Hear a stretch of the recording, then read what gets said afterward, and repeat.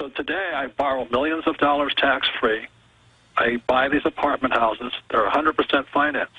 And I've done this most of my life. I have no equity into the property. And the more I use bank money, OPM, the less I pay in taxes. Then I get things like depreciation, amortization, and those other tax incentives because I provide large apartment houses because the government needs housing for people. Also, I get tax incentives for oil production. I don't buy oil stocks. Like I would never touch Exxon or BP shares. What I want is a percentage of the production. So when the prices of oil go up, I make more money. It goes down, I still make money.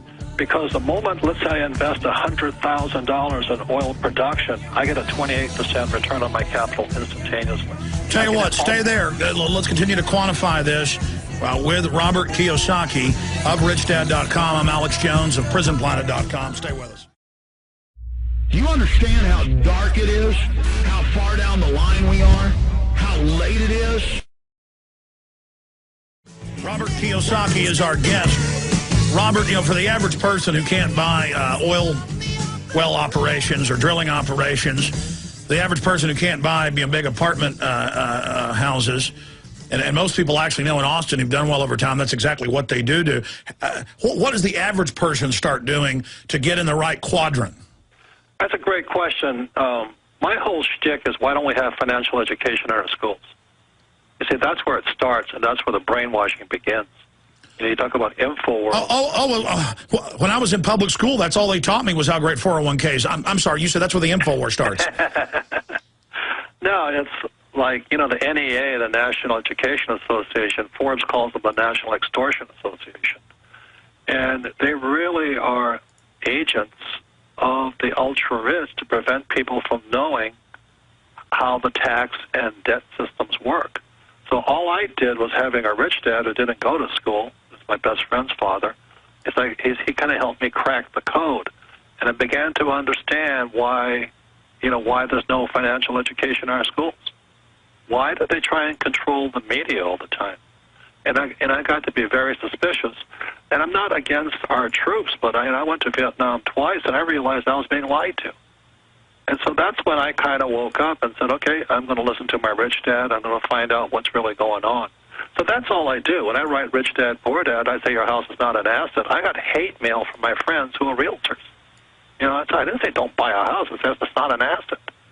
And in 2002, I wrote Rich Dad's Prophecy, and it was about the biggest stock market crash in history that's still coming, and it's about the 401k. And at that time, the Wall Street Journal, Smart Money, and Money Magazine just hung me up the flagpole, and it was the second crucifixion. It was like, jeez. I remember.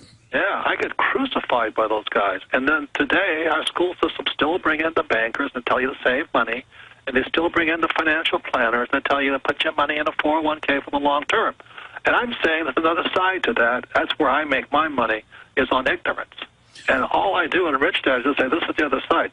It's a free country. Make your choice. Okay, so you're somebody making $200,000 a year, keeping about $100,000 after taxes. What does Robert Kiyosaki do? I would take a class, in 1973, I took classes on real estate. I don't, residential real estate, I meet these idiots like my accountant. He says, yeah, I'm a real estate investor. I own a house. I said, no, you're a consumer. You're not an investor. No, I'm an investor. But they're such morons. They know nothing about tax code and all this stuff, and property management and all the things that make you rich. So I started off back in 1973, a little one-bedroom, one-bath condo on the beach of Maui. And that's where it began. Today I own about 4,000 units, 5 golf courses, luxury hotels, oil production throughout the world, and businesses throughout the world, gold mines and silver mines.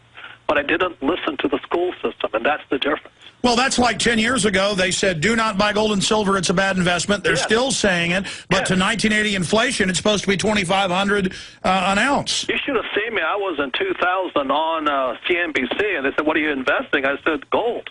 They said, that's stupid. It's $275 an ounce. I said, that's smart.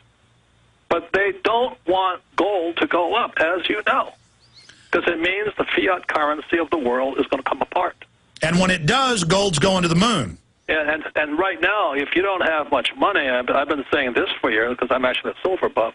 silver is the best investment of all because it's a consumable precious metal, whereas gold is hoarded. For the first time in the history of the world, there is more gold than silver on planet Earth. So silver is a bargain, even at $25. And I hear these morons tell me I don't have any money. I said, Jesus, $25, you don't have that, you're in big trouble. Well, what silver was $5.50, $6 10 years ago. It's at almost 25 an ounce right now. Right. I'd say that's a pretty good investment, and anybody could start buying $1 silver a month. I mean, come on. Yes, exactly right, and I think silver is the biggest sleeper of all. I've been saying this for years. And, everybody watches gold. I have lots of gold. I have a gold mine in China. I have a silver mine in South America. But silver, because I'm in the industry, I understand who buys my silver. It's industry. That's right. It's used in manufacturing, you name it. Water purification, electronics, every computer, every cell phone. And correct me if I'm wrong, but I've read a lot of numbers and statistics. I've seen reports that they're now selling more gold than they are mining each year for the first time. But it's even worse with silver, that they can't find the silver they need to supply. You're exactly correct. And I'm in the industry. I can tell you that. Wow. Well, we'll start getting into that. That's really interesting. Well, it's just really simple. You don't have to go to college for this. Silver is consumed. Silver is like oil. It's burned up. It doesn't come back. So silver is being burned up at higher speeds, and the more we shift to the information age, the more iPads and Apple comes out with that. It's like lithium in Afghanistan. I mean, we know why we're there. Oh, amen. Yeah, lithium mines. I'm sure Robert Kiyosaki will probably be in that. We're going to come back. Long segment coming up. Sorry about that break. We got to go to it. Let's get into why they told us don't buy gold and silver. I mean, they knew. The rich were in there buying it. They wanted it for themselves. We'll be right back. Robert Kiyosaki, best-selling author, researcher, investor, businessman, self-help. He is our guest. We got about 25 minutes left with him. RichDad.com is the website. Robert, continuing with gold and silver, starting out a few decades ago there in your little bungalow in Hawaii, now to owning, major oil drilling operations, gold mine, silver mine, 4,000 plus apartment units, and you know how to basically use the tax system they've written for the elite, where you pay almost no taxes. Yes. And it's just a matter of financial education. Some guys are running into the hills and joining different, resistance groups. I just decided to become a capitalist and play by the same rules they were playing, because I fought in Vietnam twice for capitalism. I didn't fight for fascism, which we have right now, or socialism. This idea of Robin Hood, you take from the rich and you give to the poor, just creates more poor people. But that's what our school system teaches kids. They want serfs. They want to give a man fish, not teach him how to fish. Yes. And we're just mass producing, mass manufacturing poor people. Where do you see financial education in school is not going to get worse. Where do you see gold and silver going? Well, I caution people on gold and silver because I started when gold was around $265 an ounce, and then I tracked it. I was in gold and silver at 85 back in the 70s. So I watched it go up and down, and the thing they've got to watch out for is interest rates. If this guy Bernanke gets desperate, he jacks interest rates, let's say to 10%, gold and silver crash. So you really just don't buy gold and silver. You've got to understand the dynamics that causes prices to go up or down. But they're signaling they're going to continue with the lower interest rates and that they're going to hyperinflate the currency. That would be a major indicator of it going up. It would be, but I don't trust them. I don't, how do you tell when they're lying? Is when their lips are moving. So people have got to be ready to dump their gold and silver if the indicators come out. No, it's not that. It's that I think you and I are holding gold and silver at very, very good prices. But I think what I'm concerned about is the guys that come in when gold's, let's say, passing 3,000. They're the ones who are going to take the hammer. I tend to agree. That's what I tell listeners just from my gut, is that if inflation to 1980 is $2,500 an ounce, I'm going to start getting real nervous when it gets up there. Yes, 25 is, I think you're pretty accurate on that. It's time to start pulling in your horns and look at something else. Like right now, I'm actually pulling in my horns on gold. Once it passed the 1100, it's a little too rich for me. I still bought silver, but now I'm investing in my solar company. So, because I think, like you guys are saying, that's the way it's going to go. So that's where I'm investing. So you basically look at the trends and hedge your bets throughout the trends, and don't just plump your money down in a bank getting almost 0%. That's correct. And the thing I watch for, I mean, my father, my poor dad was a politician. I don't trust those guys. I mean, I love my dad, but they don't know jack. There is no correlation between politics and business. Well, wisdom today is buying into whatever the establishment says, and they're there to fleece you. Right, and the reason I wanted to be on your show is because of InfoWars. I agree 100%. They want to control what you hear and what you think, and they will censor you, and there's no censorship. It's a bunch of bull. You will be censored in this country. So that's the thing I'm saying. You got to understand that you have to be smarter. You know, what I'm terrified of right now, there's going to be what they call, you know, when it goes parabolic, when gold passes 3,000, and everybody will roll in there, and then they're going to get suckered out again. Happens every time. Happened in real estate a little while ago. That's what my gut tells me, is when to get out of the bubble at the right time. Yeah, but also it's not so much when you get out, it's when you get in. And getting in is when your profits are made when you buy. And so you look, all the suckers right now, you know, it's the same thing. I see all of these guys, we buy gold, we buy, you know, turn it in. You know the bubble's coming. And all the suckers will roll into the market. Well, when you've got 2% of the population in gold, and they're talking about maybe 10% in the next 2 years, yeah, that's when you know there's a serious situation. But right. I think there's a long time, and this is my personal view, until they do try to deflate the bubble. Yeah, and that's why, you know, gold at 13, gold at 15, gold at 2, I would say not a bad buy, but I'd be very cautious, because desperate people do desperate things. I mean, you saw what Bernanke said a few days ago. He says, I don't understand the price movement in gold. I said, Bernanke, you're the guy printing that stuff. We can also see wild gyrations up and down before it's all over.